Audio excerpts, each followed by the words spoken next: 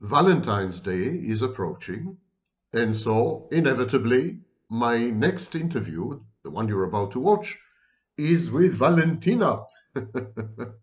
Valentina Poletti. Um, it's a fascinating interview, to my mind at least. It contains insights and ideas and opinions that you may find difficult to digest, let alone accept. But is it not the essence of a good dialogue? And we were constrained in time. We made it a 1 hour thing. And consequently, I had to omit a few very critical points. And I hope to have the opportunity to talk to Valentina Poletti again in future and to tackle these issues as well as others. The interview you're about to watch focuses on modern technologies and how they mold us and shape us and reshape us and make us into something unrecognizable even to ourselves. But a few points are missing, and I would like to recap them very fast, very briefly. Number one, the commodification of other people. There is a consumption model. We consume everything. We consume food, we consume entertainment, we consume all kinds of electronic devices, we consume internet and other utilities, and we consume other people. Other people, we objectify other people. We analyze what's in it for us, and then we focus on what other people can give us. And by doing so, we reduce them to service provider.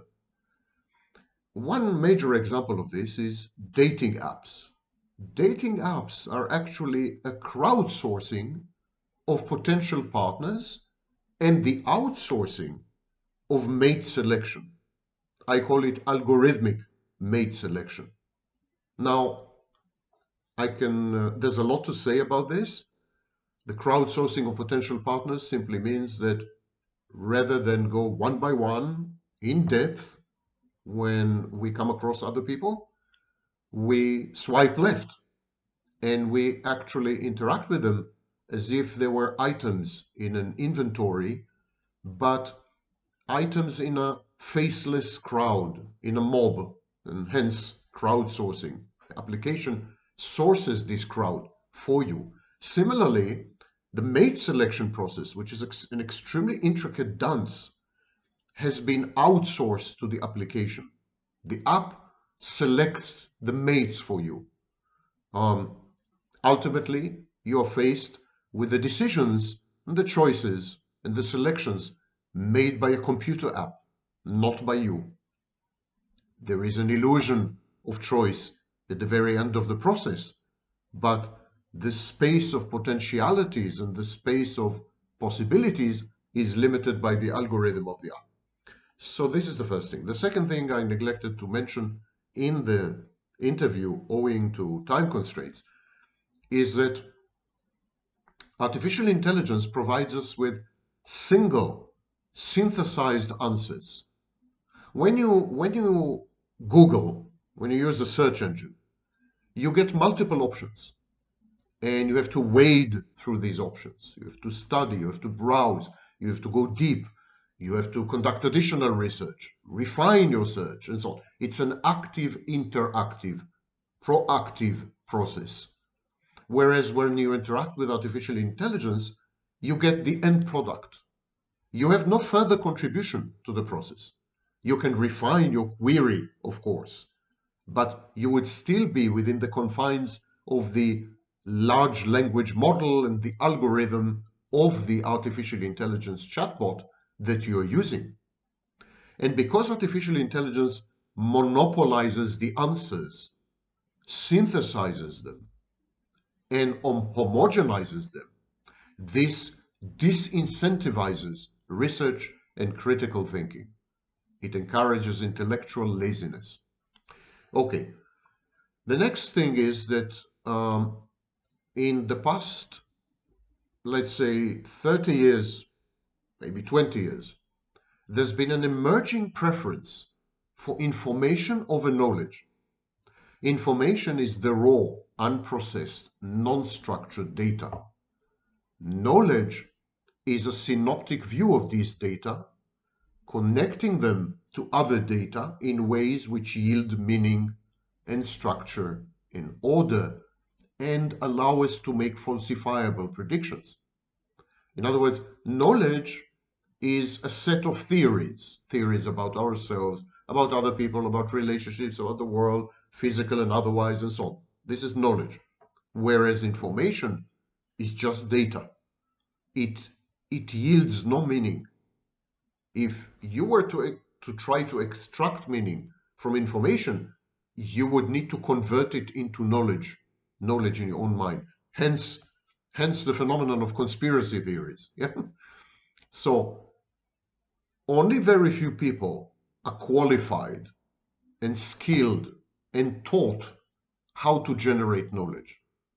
And so the outcome is that when laymen or people who are not qualified confront the avalanche of the tsunami of information, online mainly, they end up creating nonsensical or conspiratorial or frankly insane theories. They end up creating pseudo-knowledge, which is counterfactual and very often demented. Finally, an insight that I, again, didn't have time to mention in the conversation is that there are only three ways to interpret the world. Only three hermeneutic pathways, explanatory, interpretative pathways. I'm sorry. One is psychosis, one is narcissism, and the other is nothingness. The psychosis is when we generate mentally something, an artifact, a concept, a construct, an idea, and so on, and then we attribute to this epistemic creature ontological status. So we conceive or conjure up a god, and then we say God exists. It has existence. That's psychotic. It's completely psychotic. Religion is psychotic. So psychosis was the way humanity had coped with reality and with the world and with the universe and with the mysteries of life and with the meaning of life and so on. Psychosis was the natural reaction. It was also known as religion. And then came the age of narcissism, the age we live in right now. And it is an age that places emphasis on the individual as the source of all certainty and knowledge. We look inwards in order to make sense of the outward. We look internally. We refer internally in order to make sense of the external. And finally, nothingness is authenticity, what Sartre called authenticity. I have a whole channel dedicated to nothingness, and I have a nothingness playlist on my main YouTube channel. These are the three choices we face when we try to make sense of existence and imbue reality with any meaning. Nothingness, authenticity, is not about being a nobody or doing nothing or destroying the world. It's not nihilism. It is about choosing to be human, not a lobster.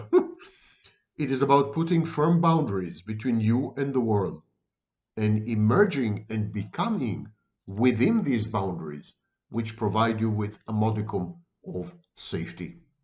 And now, onward, Christian and of course Jewish soldiers, to the interview with Valentina Poletti, a few days before Valentine's Day. Okay. Okay. Okay. So here's where Okay, you we'll welcome start. me and allow me to introduce myself. Okay. Hello, Dr. Sanbakni. I am very honored to have you here today. Thank you so much for your presence. I am very happy for this interview with you, as you are the expert on narcissism, and I would like to ask you some very relevant questions on the topic today. So why don't we start with an interview, brief introduction about you and your career and your expertise, so then we can proceed with the questions. Yes, thank you for having me. So my name is Sam Vaknin, and I am the author of the book Malignant Self-Love and Narcissism Revisited, which was the first book to describe narcissistic abuse. I coined the phrase narcissistic abuse, and I coined most of the language in use today to describe narcissism, at least online. I've been studying narcissistic disorders of the self for well over 30 years. So I've been in this racket for 30 years. And I'm teaching in various universities, especially in Europe. I'm a professor of psychology.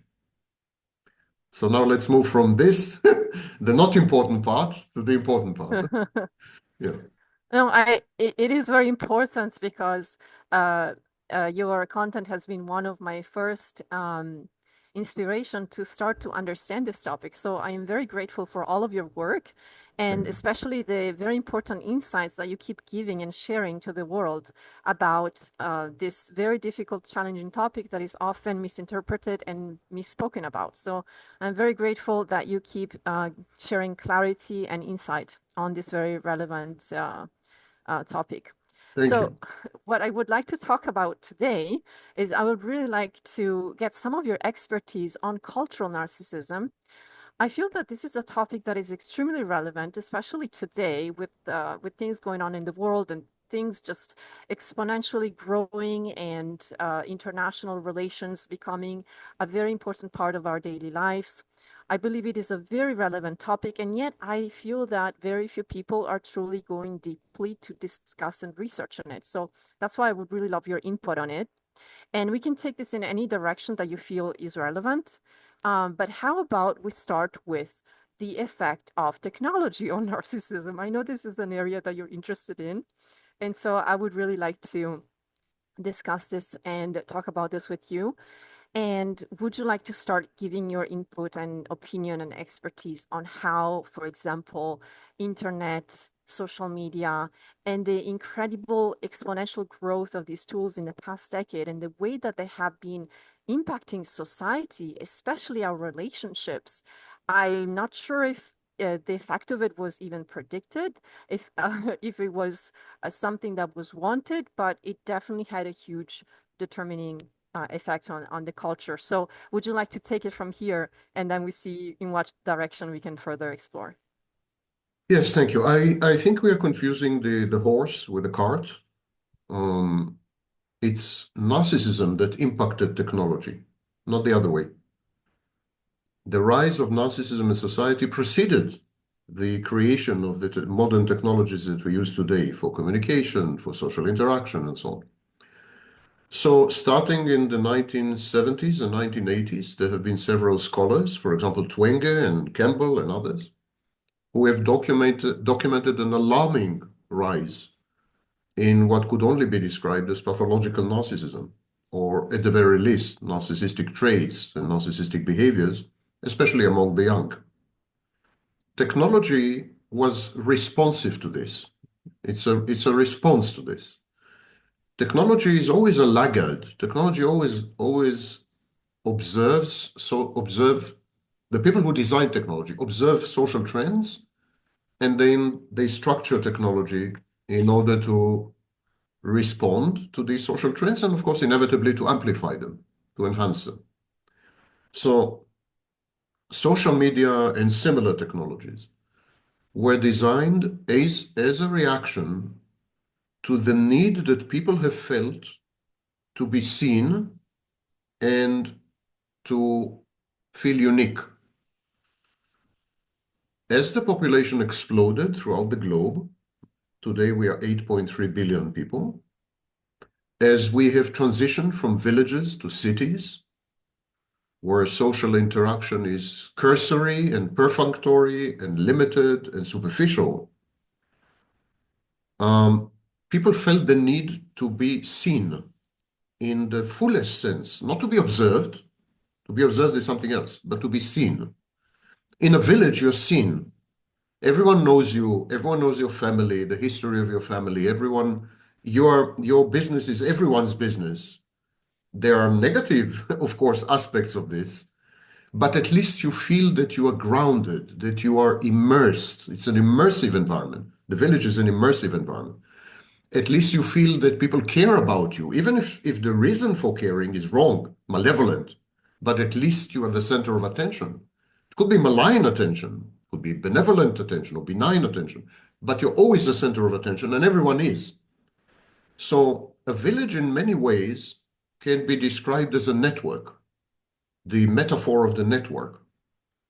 And modern technologies, especially social media, tried to recapture this network-like structure. In a village, you have a network. Everyone is a node. Everyone is equipotent. Everyone is equidistant. And the information disseminates across the network very fast. And of course, that's why we call social media social networks. It's a village model. It's an attempt to escape the city and to be seen and to be the center of attention and to be noted and to be attended to and to be perhaps criticized and perhaps supported. There are support forums and support groups and so on and so forth. This has failed miserably. This attempt has failed miserably. And what it has done, what it has accomplished instead, is a rise in atomization and the attendant solipsism and narcissism. Because social media compete with you for your time, compete for your time, compete for your eyeballs. They monetize eyeballs. It's an attention economy. So if you have a boyfriend, your boyfriend is in direct competition with Facebook and Instagram. Every minute you spend with your boyfriend is a minute not spent on Facebook or Instagram. So these so-called social network are actually asocial network, not antisocial, but asocial. They encourage you to give up on intimacy, to avoid human contact, to isolate yourself, to atomize the fabric of society, and thereby they render you a hostage to the social medium or the social network in the sense that 100% of your attention is dedicated, goes there, and is being monetized and in the bottom line. So social media started with good motivation, with a good idea in mind. The city is anonymous, the city is alienating. In the city, you are just a number, like in a prison, a giant prison. In a city, you are dehumanized and objectified and everything. And we're going to restore the village spirit. We're going to create networks. And in a network, you can talk to many people. You'll exchange things, recipes, I don't know what. You will be loved and you will love back. There was this utopian view of social media and social networks. But the economy of these technologies, the profit motive of these technologies, made them go exactly the opposite way, isolating people to the absolute maximum, encouraging them actively to hate, to troll, to rage, to envy, relative positioning. You know, envy is a crucial engine of these technologies, and encouraging you to avoid all social contact, because if you are in connection or interaction with other people, this is time wasted, because you could have spent this time on social media and get these dopamine rushes or dopamine hits of likes and views and so on. This is how I think it went. It started with narcissism. Narcissism is a defense. We should never forget this.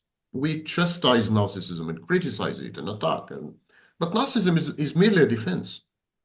And it's a defense against the feeling that you are disappearing, that you are no more, that no one pays attention to you, no one cares about you, no one. So this is a defense. It says, maybe no one pays attention to me, but I'm godlike, I'm important, I'm omniscient, I'm omnipotent, it's self-enhancement, because no one else would enhance you.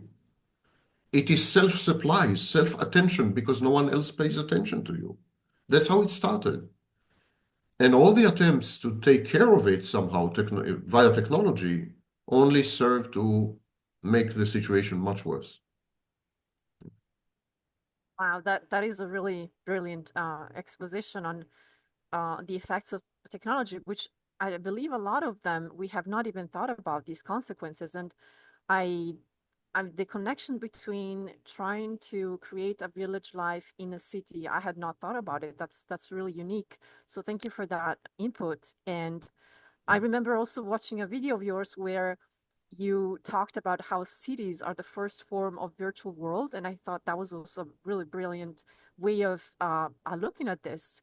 The way we're disconnecting further and further from our natural tendencies, from connection to the natural world, connection to natural needs and tribe relations and so on. So it seems that we have tried to sort of fix the problem of disconnection that cities have created, but we have generated yet another problem. So Much instead of bigger one. being able to come back to the natural communion way of human life, we have just created another patch that has led to another And consequence. I think a much And bigger problem. It's not only another problem, it's a much yeah, bigger problem. yeah, Another, exactly. if I may just to interject and add another dimension to the conversation. Cities are symbolic spaces. That's why I call them virtual reality.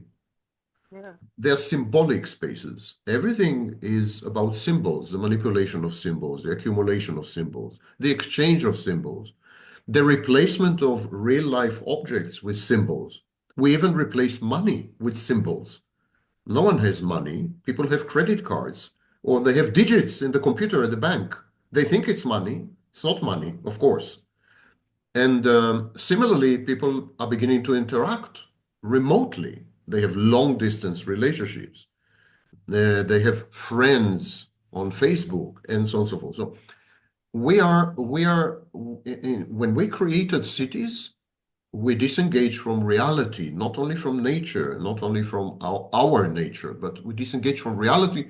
We made a choice to transition from a real space or a natural space to a symbolic space. Now, social media attempted to reverse this. They attempted actually to transition back, to revert from a symbolic space to a real space. The idea was that as you interact with people, you get to know them, and there's going to be a spillover. You're going to meet them in real life, and you're going to develop, even lonely people, schizoid people, are going to find friends. But of course, what has happened is that we ended up converting people into symbols. While hitherto we converted mostly objects into symbols, living environments into symbols, we symbolized almost everything except people. Now with social media, we are converting people into symbols as well.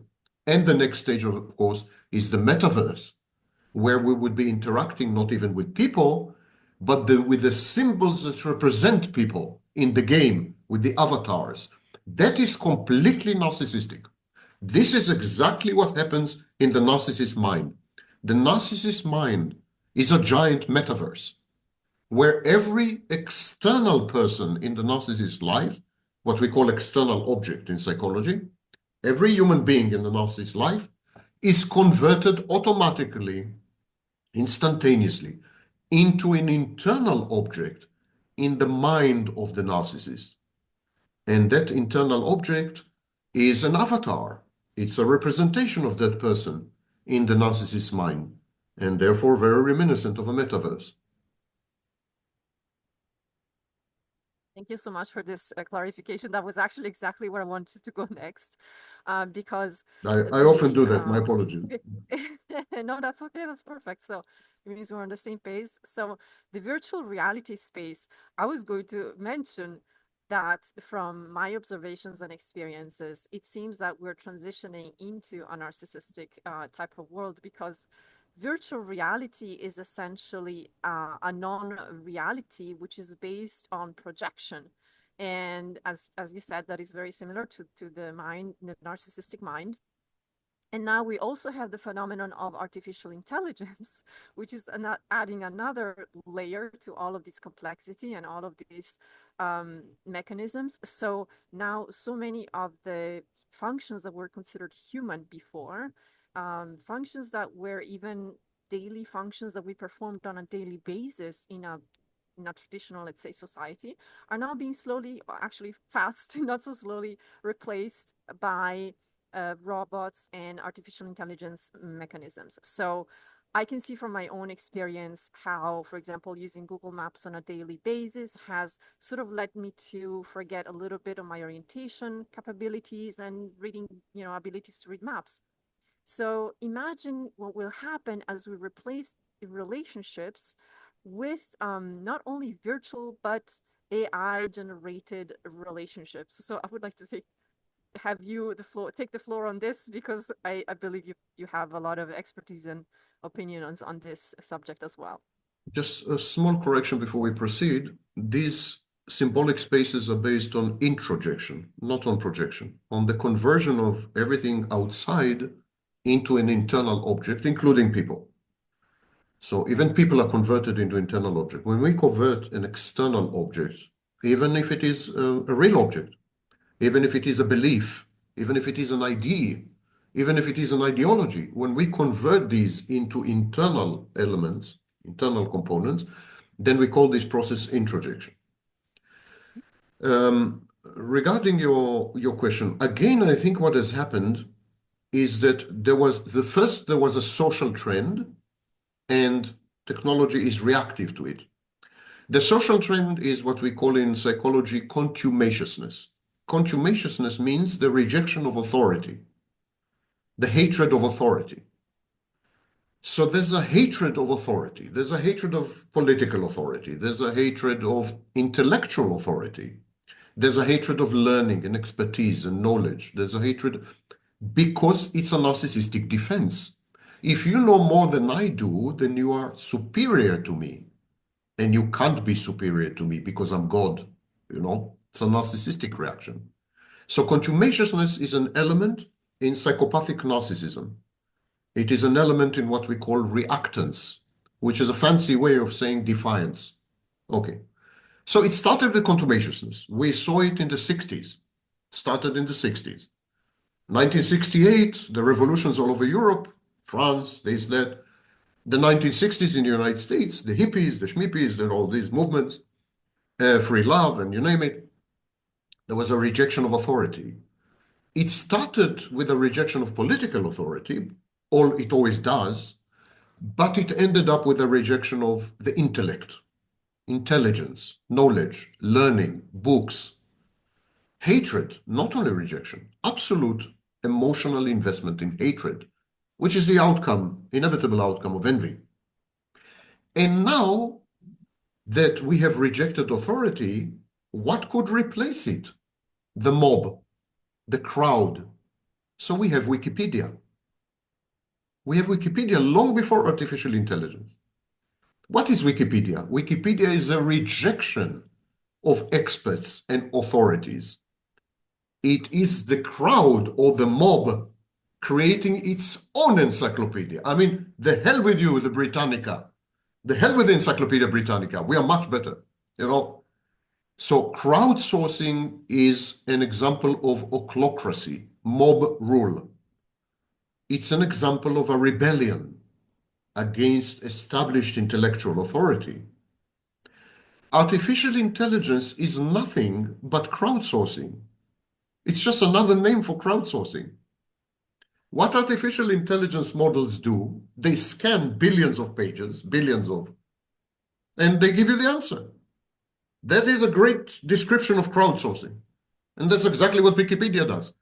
Only Wikipedia does it with human beings. Human beings scan these billions of pages, then they create an encyclopedia. Here, a technology is scanning these very same pages, and it creates its own encyclopedia, in effect.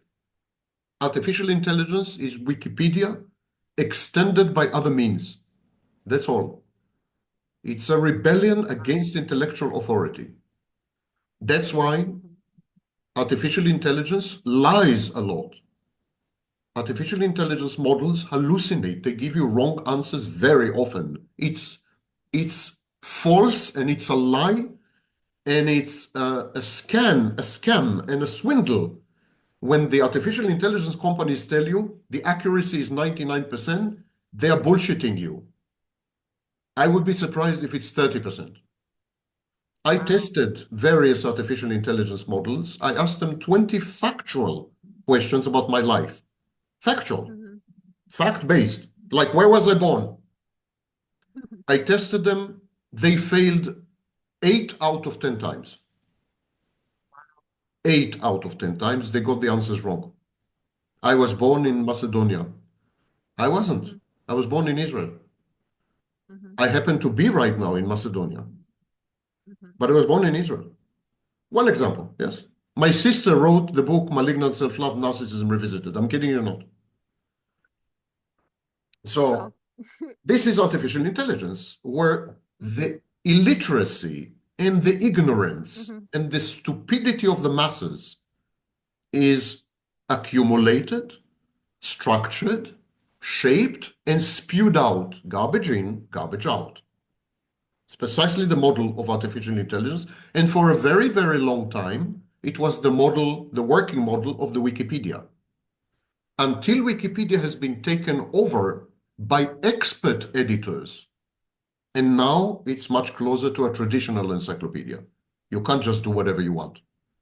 There are strict structures that make sure that you don't vandalize and you don't spread nonsense and misinformation and so on. Wikipedia has become a trustworthy resource because it stopped being a crowdsourcing resource.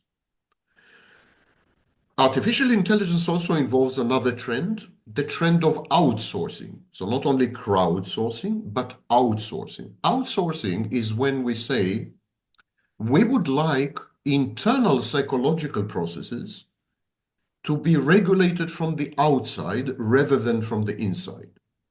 So, for example, we derive our sense of self-worth and self-esteem and self-confidence from the number of likes and views that we get on social media. That is external regulation. The outside regulates a process that should have been completely internal. Your self-esteem should not rely on what other people have to say about you. You should know yourself well, and your self-esteem is a derivative of this. End of story. And so we have begun in the last 40 years to outsource something called external regulation. So our moods, for example, are now very responsive to the outside, much less than to the inside.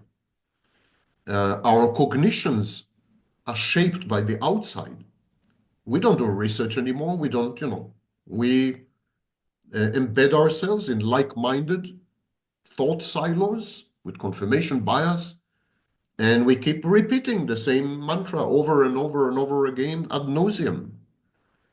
It's not.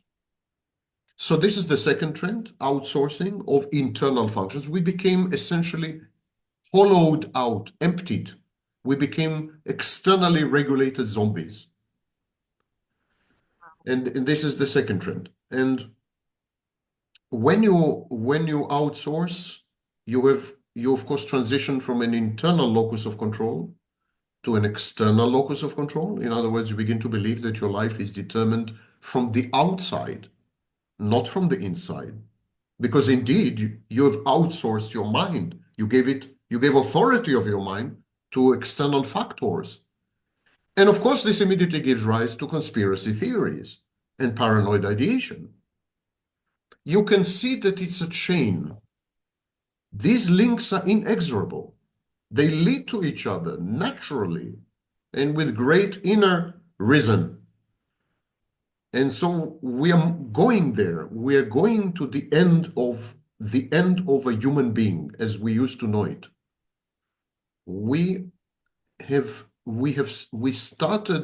Humanity started its self-reflection and self-perception as agent, based on the concept of agency. You were, for example, a moral agent. And now if you're a moral agent, that means you should be punished if you misbehave. because you're an agent, you have agency. But wait a minute, if everything is outsourced and crowdsourced, and maybe whatever it is that you do is not punishable because you have lost your agency. And then you have people like Donald Trump, who never pay the price for their crimes, you know, because he claims the agency is not his. He's being persecuted, he's being victimized. And of course, this sits well with the age of victimhood. The famous sociologist Bradley Campbell said that we have transitioned from the age of dignity to the age of victimhood. What is victimhood? Is when you hand control over yourself to someone else. When you outsource your locus of control, it becomes external locus of control. And I could go on like that forever. These are processes that are interlinked. They feed on each other. And they affect other issues. For example, the very idea of truth and originality. Walter Benjamin, of course, was the first to discuss the issue of originality in the age of mechanical copying and so on and so forth.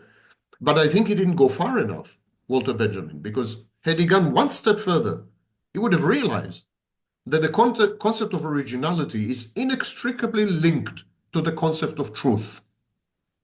Originality is not only about authenticity, it's about truthfulness, about the truth, the very concept of truth. And what he failed to realize, in my view, is that the age of mechanical copying would lead us to the erosion of the very concept of truth. Because if nothing is original and everything is a copy, if nothing is a copy and everything is original, then everything is relative. And if everything is relative and there's no fixed point, no Archimedean point, then everything is simultaneously false and true, depending on your point of view, your personal history. In other words, opinion becomes the truth. Yeah, yeah. And so it's all interlinked. And again, I'm not joking when I say that I can continue for a few hours discussing all these, because there are many more trends. I'm sure of that. Many additional trends. But I just wanted to give you a taste of the way I see things. Yeah. And I could definitely go a few hours listening to you talk about this topic, because again, like I said, I feel like we really are not going into depth enough, and it is a very relevant topic. It's changing our society radically and exponentially fast, and we're not really thinking about the consequences. So I'm glad at least someone is thinking about the consequences and talking about them with the world. So thank you so much for having so much insight and so much interest into really going deep into these kinds of dynamics. Thank Which I feel like as someone who's an expert on narcissism and narcissistic tendencies and behaviors, you probably can see very much more accurately the dangers of these dynamics and how we are encouraging these kinds of behaviors, both at the social level, collective level, but also at the individual pathological level. So it is, I think it's great that you're doing this as a service to explore these. Yeah, but you and I are members of an extinct species. We're dinosaurs. So. We're dying. Yeah. We're dying. And we are dying because no one would listen to us.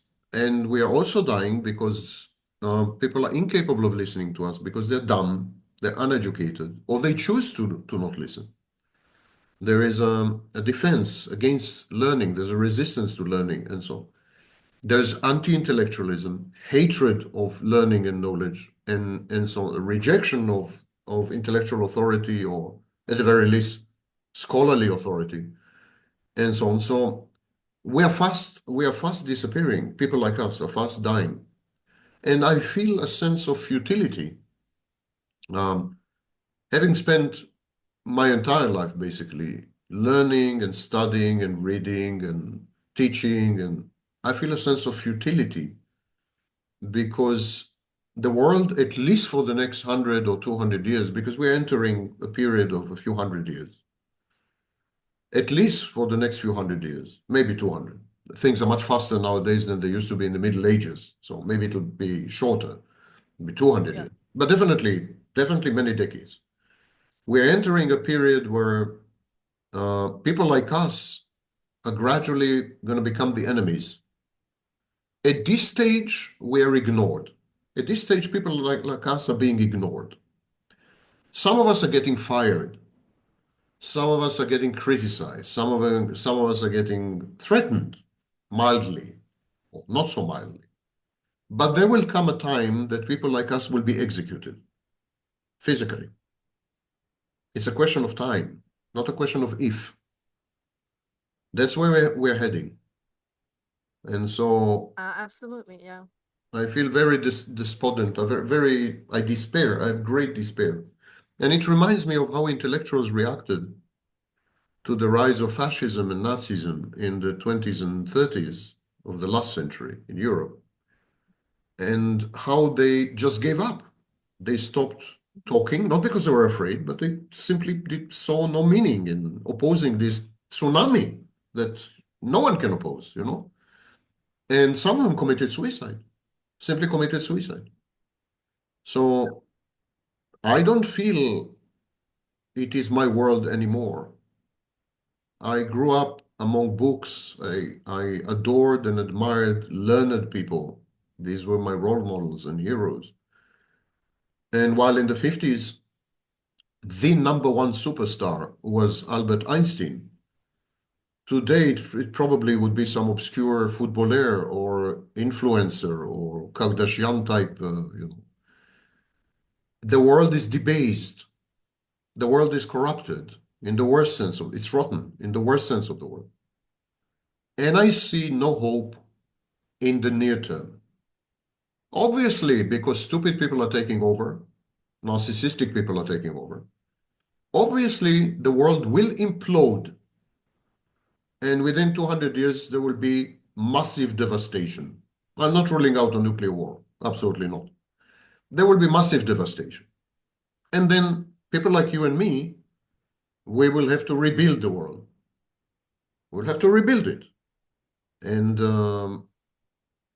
of course, ultimately, there is hope. If you're willing to wait 200-300 years, there is hope. But the next 200-300 years are going to be absolutely horrible. A combination of the worst part of the Middle Ages, because there was a part of the Middle Ages which was not bad, actually, but the worst part, the early Middle Ages, and the worst part of the 20th century. That's where we're heading, a confluence, a marriage between the early Middle Ages and the 1920s and 30s in Europe, in the world, not only Europe. I see that that trend definitely, and that's why I sort of I keep talking, even though maybe it could be to deaf ears. But I have always a little bit of a hope that maybe by planting seeds somewhere, something will survive. You know, some kind of consciousness and self-awareness and willingness to really explore and understand and to do something constructive with life. You never know, but you know, maybe it will survive. So, if nothing else, it makes my life a little bit more worthy of living. But the other thing I would like to talk to with you about, because this is another topic that I am just surprised that it is not talked about more, given the amount of international transactions that we're having today, and again, international exchanges that are increasing at exponential value, and yet are not necessarily integrated with the cultural exchanges.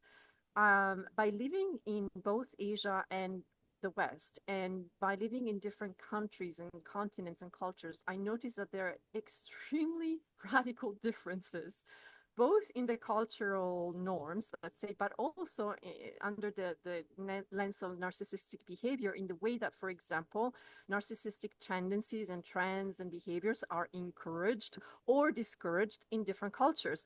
And it is sometimes, I have to admit that sometimes it is mind blowing, because I feel like I have to live in two completely opposite realities when I deal with people in the West and the East, due to the fact that some tendencies that are completely encouraged and seen as heroic, if you will, and a representation of great values in one culture, as seen as demonized and criminalized in another culture.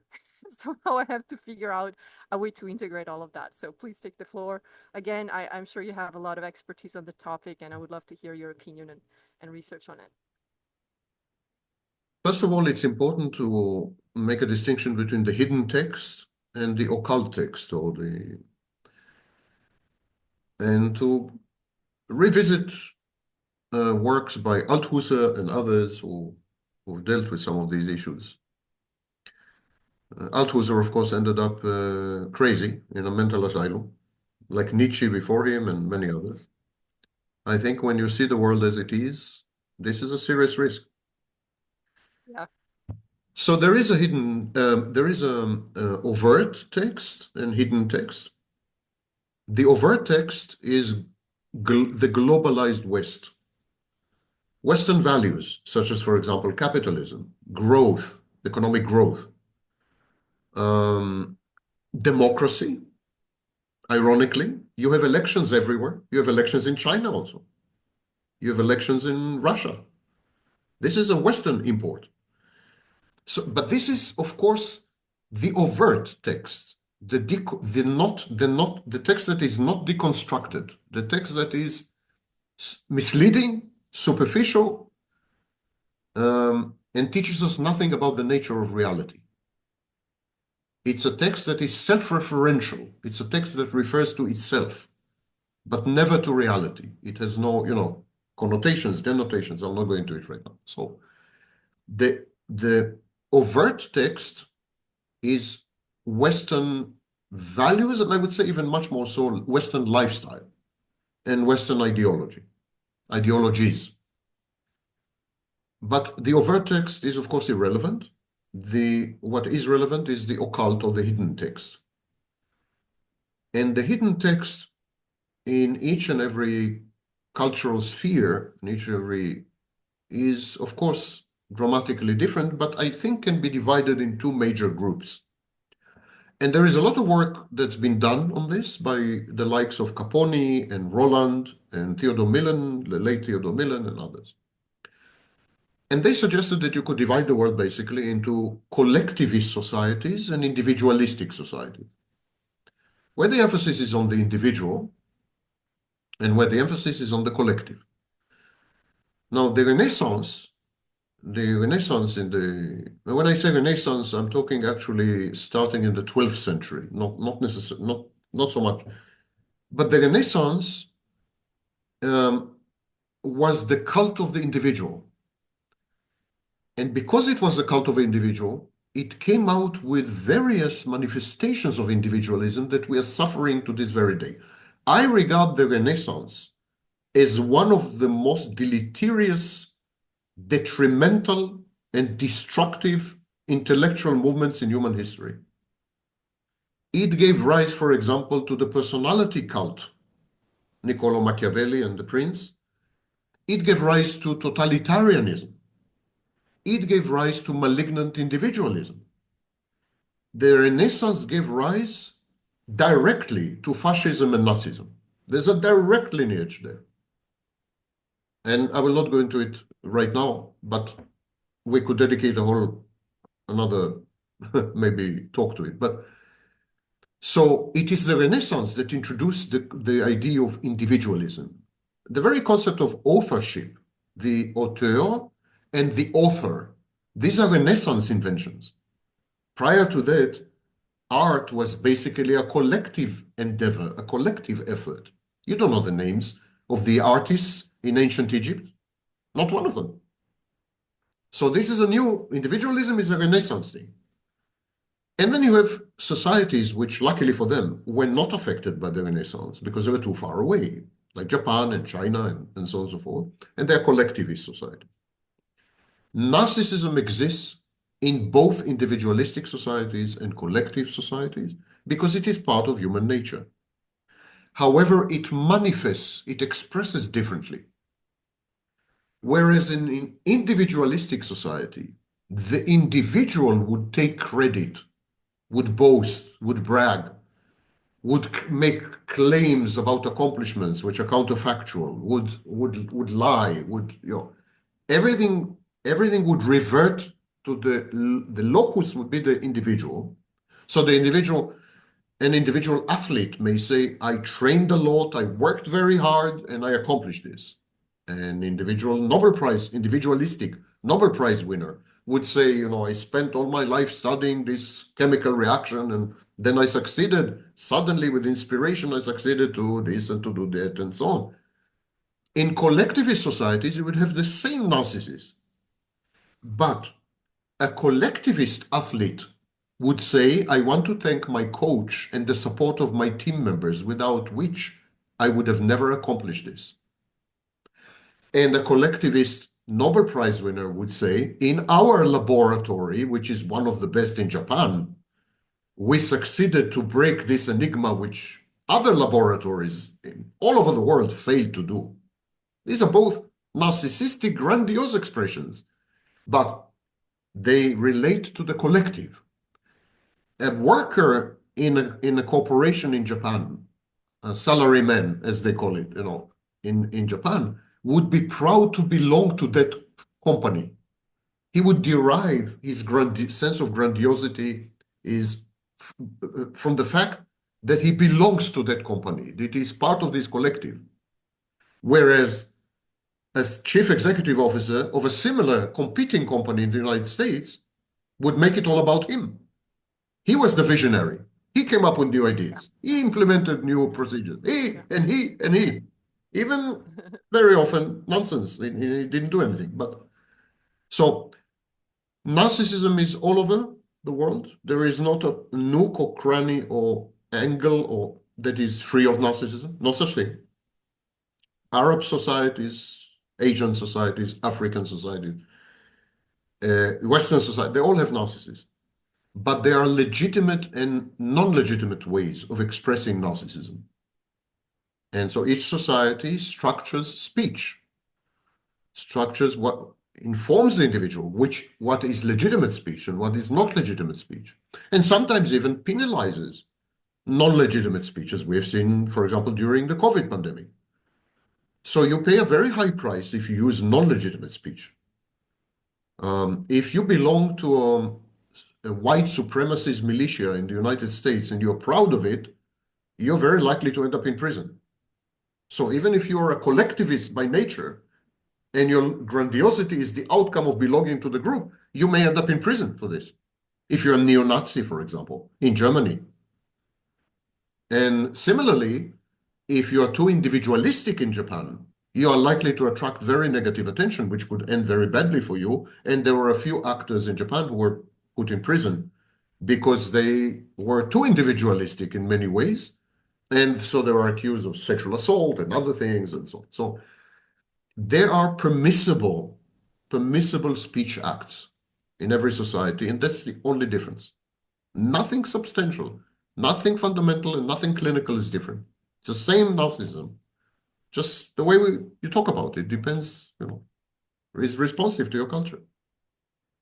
Yeah, exactly. The way I see it is that it's almost like when you have a flow of water and you close the flow in one spot, so the water flows in the other spot. Yes. So in a similar way, whatever the society permits, whatever it encourages and it allows, that's where you're going to see those traits coming out. So in my personal experience, and it could also be due to and then we could even explore the topic on how technology on Eastern and Western, how differently it is being applied and it's influencing culture, because that's another, that's another book that could be written on. But the way I see it being expressed here, for example, in Asian cultures a lot more, is what most people would define as covert kinds of narcissistic expressions, as opposed to the more overt ones that are more encouraged and promoted and accepted in Western cultures. So I'm seeing much more of as you said, for example, with the example of Japan, if a person were to brag too much about their own accomplishment here, they would be immediately seen as shameful by the society. So it is not encouraged at all to do to promote these kinds of behaviors, which are instead encouraged in Western societies. But at the same time, when a person self-sacrifices to great degrees, even to the detriment of everybody else around them and themselves, but that is because it is a very collective value, self-sacrifice, and selflessness and just giving, working for society, because that is considered such a high value in this society. There is a lot of these narcissistic tendencies of doing all of that, so in order to get the attention, to get the approval, to get, the adulation and so on and so Yeah. forth. So I would like to. I know that you haven't been using clinical language in what you've just said. You've been oh yeah, using exactly. Yeah, yeah, you can. colloquial language, which is okay. Yes, yes, yes. But I would like to comment because some of these words have clinical meaning, and if I don't correct the record, it could be. So, for Please example, correct covert. away. The word covert Yes. has a clinical meaning.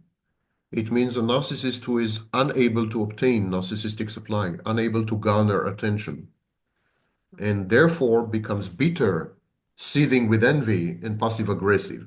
We call it a collapsed narcissist. So I wouldn't use the word covert in, for example, when we describe collective or collectivist narcissism. So in a collectivist societies, an overt narcissist, not a covert narcissist, would brag and boast as much as Donald Trump does, but he would brag and boast about the collective, about belonging to the collective, or being an integral part of the collective, or enjoying what the collective has to offer. Or so this, it's still a grandiose, overt narcissism. Just there are permissible speech acts and non-permissible, socially unacceptable and frowned upon speech acts. So I wouldn't use the word covert, it's a bit misleading. What you describe at the very end of what you've said is known as prosocial narcissist. There is a variant of narcissist who is communal. It's a narcissist whose grandiosity is about how altruistic he is, how charitable, how compassionate, how amazingly caring, how flawless, how righteous, how so this kind of narcissist does good deeds but then brags about it. His good deeds are ostentatious. They are visible, public. Everything is done in public.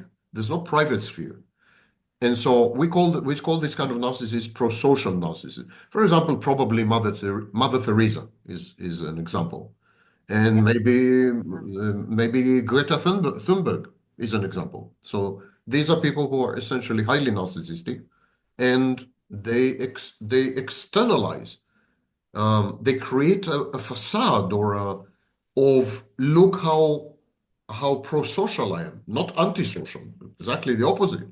Look how beneficial and benevolent I am, and magnanimous and amazing and moral and ethical. And I would even say the locus of the superiority is in the morality. I am more moral than you. It's competitive morality. And sometimes there is competitive victimhood. I'm much bigger victim than you are. My abuser is much worse than your abuser. I've been hounded by the CIA much more than you did. So there is a seamless integration with paranoid ideation as well. So paranoia, victimhood, pro-social, ostentatious, pro-social and communal narcissism, they very often go in hand. And then you see a prosocial narcissist who says, I'm a very moral person. I've never done anything wrong. I'm righteous, and so on. And because I'm like that, everyone is attacking me. Everyone is hounding me. Everyone is, and I'm a victim. So you have a smooth transition from a prosocial claim, narcissistic claim, to victimhood, to paranoia. Smooth integration. So all these are nuances of pathological narcissism that unfortunately get lost online. People make Yes, yeah, absolutely. people make a huge mess between psychopathy and narcissism, and Yes, yeah, yeah, exactly. And I'm sure I also sometimes confuse the terms. And yes, it's a communal narcissism. That's the more accurate term to describe these tendencies that I observe very intensely in Asian cultures and not as much in Western cultures. And it's really amazing sometimes how extreme one of these tendencies will go in a culture where it is so accepted and promoted and valued. So to the extent of incredible levels of self-sacrifice, incredible levels of victims, and so on and so forth, because it is part of the value system of the culture. And so that's how the narcissistic traits can come out, hidden as goodness and being a good part of society and so on and so forth. So thank you so much for the correction and the clarification. And so we probably don't have that much time left. I don't want to steal too much of your time, although I could really talk about this for hours. Don't worry about my time, maybe but the attention span of viewers is likely to dwindle dramatically. we could lose them. We might lose them eventually. Yeah. But okay, so I will leave the last minutes to you for if you have anything you would like to add No, about I much this. prefer to be led. I'm a very submissive type. Okay. So, Okay. as you may have noticed. So, all right. So even though we could really honestly have another entire conversation on this, but would you like to touch upon the subject of how technology is impacting Eastern cultures versus Western cultures? Because that is another topic that I think very relevant in the way that we are shaping society today and the world. So. One common misconception is that technology creates or generates or engenders social trends. I am not aware of any technology ever in human history that has created a social trend, not even the printing press. And I can go into details what I mean and so on, but to generalize, I'm not aware of such a. I am aware, however, of numerous social trends that gave rise to technologies. And so when you ask the question, how is technology leveraged, accepted, and integrated and assimilated in various cultures, what technology would do is to amplify these cultures. Amplify. Now, one could argue that quantity becomes quality. And if you amplify something sufficiently, you create something new. That is an interesting argument. That is an interesting argument. For example, you have narcissism, and then social media come and they amplify the narcissism. The narcissism was there, nothing new, but having been amplified, maybe we are faced with something relatively novel, something that a kind of narcissism that has never happened before. So this argument has its place, of course. I think in Western societies, technologies amplify narcissism and to a large extent psychopathy. Whereas in Eastern societies, I think technologies amplify cohesion and compliance. I don't want to say obedience. I don't want to say slavishness. I don't want to say submissiveness, although in some countries, definitely that's the case. But shall we say conformity? So technologies there would encourage conformity because they homogenize. These technologies homogenize huge numbers of people. Again, there is one thing I keep saying, and people people hold me to task for it. I keep saying that modern technologies are totally reactionary. And they're reactionary because they lead us back to the past. They lead us to the village. And they lead us, for example, to homogenization. Initially, there were television networks, and these television networks captured 80, 70, 80, 60% of the audience every single night. In many countries, 100% in every single night. Even in the United States, there were 3 television networks, and between them, they captured close to 80 or 90% of the audience. So there was essentially homogeneity. And then what happens? Cable television came. Cable television fragmented the audience. It fractured the audience. Okay? And then social media recreated the homogeneity of the public. Again, recreated it. That's another example of a reactionary trend, going back to the past.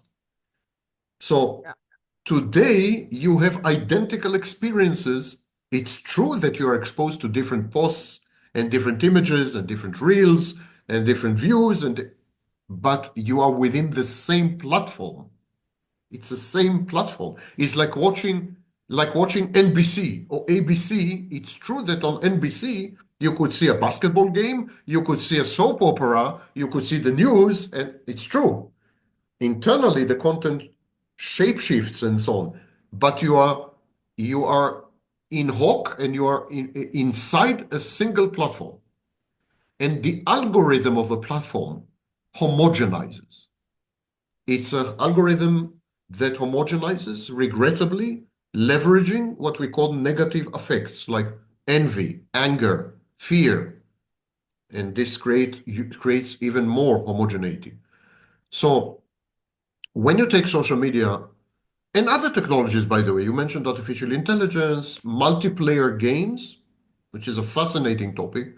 So multiplayer games are complete, solipsistic, self-contained, self-enclosed spaces, alternative realities. You can definitely go into the game and never exit because you can buy things, you can trade things, you can get married, you can work, and the metaverse is the idea to expand multiplayer games and to include your workplace or your grocery store or your pizza parlor or whatever. So when you take these technologies and you superimpose them on Eastern society, let's call them Eastern, or the Southern and Eastern societies, which are essentially collectivist societies, the homogeneity built into these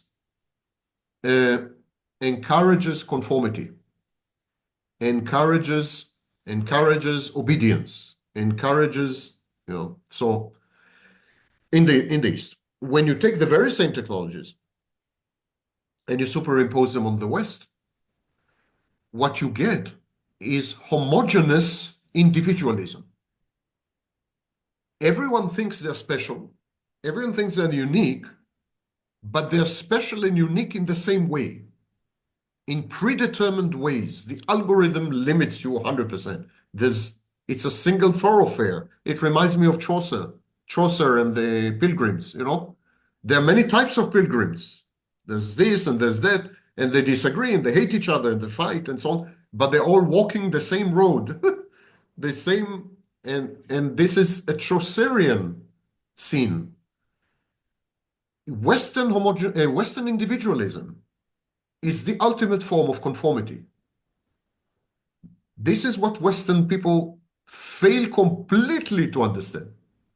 Their rebelliousness, their defiance, their individualism, their contumaciousness, they're in your face, I'm special, I'm unique, this is all channeled and predetermined. It reminds me that when you work with certain softwares, they give you a choice of templates. Then you choose a template. It's like choosing a template and saying, you see how unique I am? I chose this template. Yeah, but the template is predetermined. This is the mother of all conformity, You can't create your own template. You have to choose one of the templates. And yesterday I wrote something. I said that, actually, let me get it right, okay? I wrote something which kind of captures what we're talking about. Hold it for a second. Be patient. And here's what I wrote. If the cage is sufficiently large, it creates the illusion of freedom. Oh, yeah. Yeah. When the enclosure is adequately provisioned, it is misperceived as home. That's what I wrote yesterday. And so we have individualistic conformity and collectivist conformity, the same way we have individualistic narcissism and collectivist narcissism. It's the same thing. It masquerades differently. It expresses, manifests differently. It reminds me that in biology, you have genes.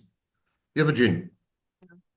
And the same gene fulfills several functions very often, depending on combination with other genes and so on.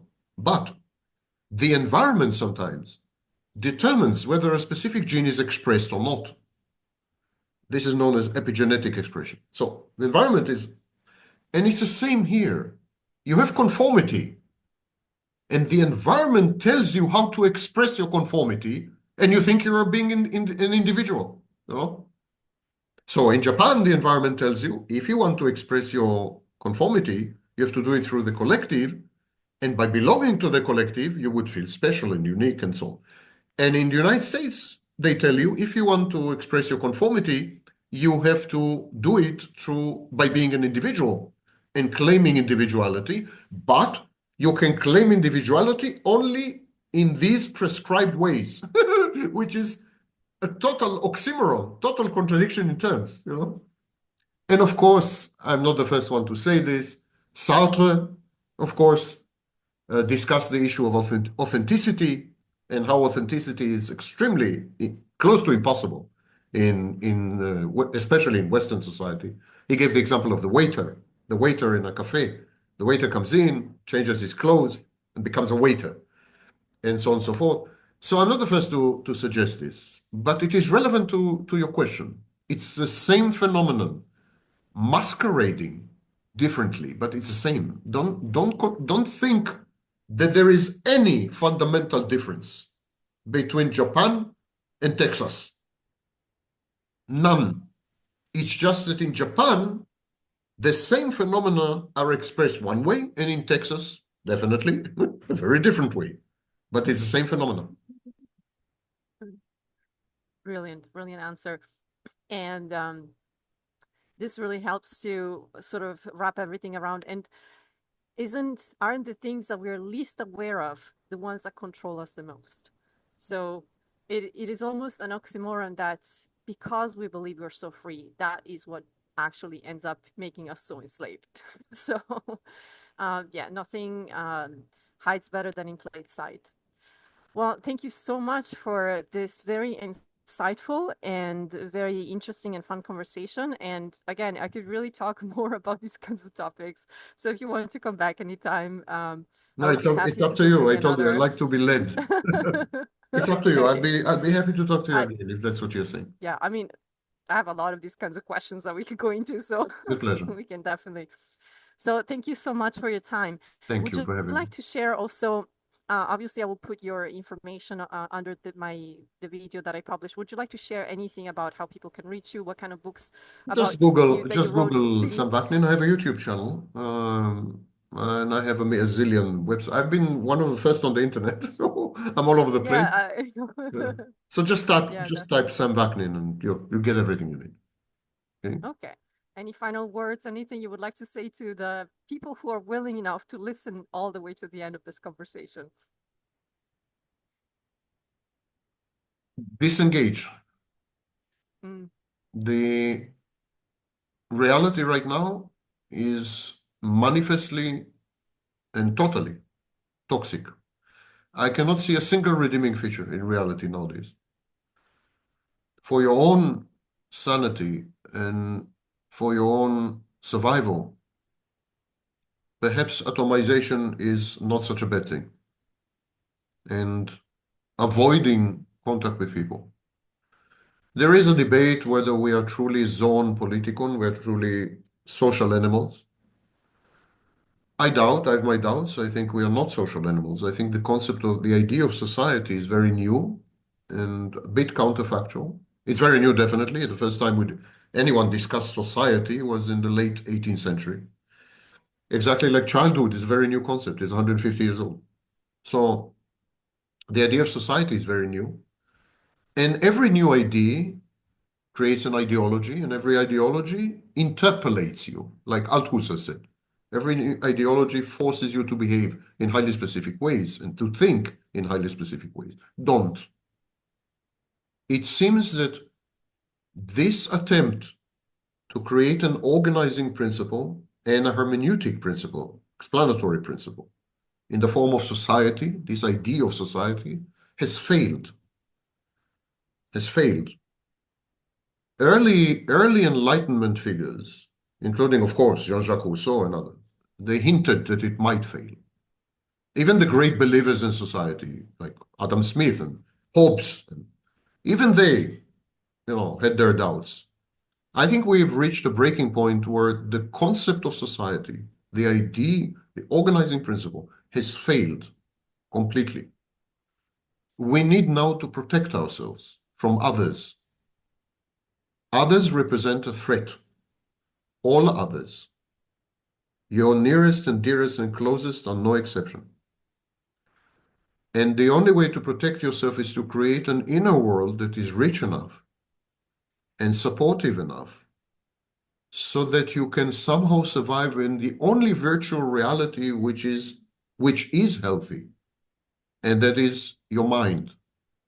Your mind is a virtual reality, of course. So don't look outward for solution. Don't look for example, for a virtual reality out there provided by Zuckerberg, but look inwards. You have everything you need, everything it takes. You have all the resources from the moment you're born. We come fully equipped. And so if the environment and so-called society and so on, the world has failed you, you feel free to withdraw and to avoid and to wait it out. I know this is an exceedingly unpopular message and might be even construed as mentally unhealthy message, because we have, for example, schizoid personality disorder, avoidant personality disorder. But these disorders are value judgments. To say that someone is avoidant and to pathologize it is because avoiding is perceived to be not good, not okay. That's not a clinical entity. That's a value judgment.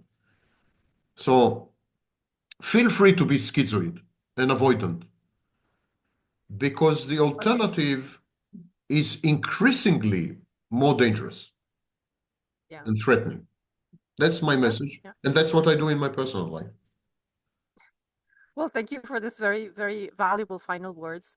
And yeah, I have to say I resonate a lot with your message. And anyways, fortunately, I never get tired of still trying, trying my best to do whatever is possible up until the day that I'm out of here. So hopefully something good will come out of it. Thank you so much again for this conversation, Dr. Samvaknin. I'm very honored to have had you here and to have this wonderful, insightful My topic pleasure. discussion. Thank you for having me. I appreciate it. And thank you for suffering my long answers. No, it's okay. Take care. It's quite pleasurable. Okay, so I'm going to stop the recording now and